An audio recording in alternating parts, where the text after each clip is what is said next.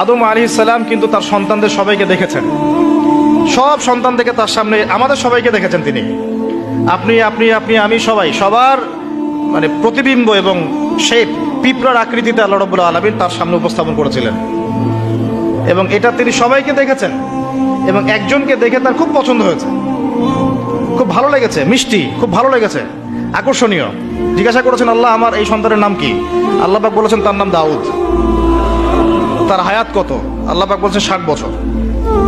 তখন তিনি বলছেন আদম আলাইহিস সালাম, আল্লাহ আমার হায়াত থেকে 40 বছর তাকে দিয়ে দেন। দাউদ আলাইহিস সালাম 100 বছর বেঁচে ছিলেন।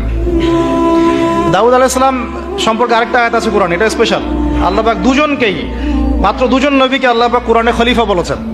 যদিও প্রত্যেক নবী আল্লাহর খলিফা এবং প্রত্যেক ন্যায়পরায়ণ শাসক আল্লাহর খলিফা, কিন্তু আল্লাহ পাক স্পেশালি দুজন নবীকে খলিফা বলে সম্বোধন করেছেন। একজন হচ্ছেন আদম আলাইহিস সালাম, আরেকজন দাউদ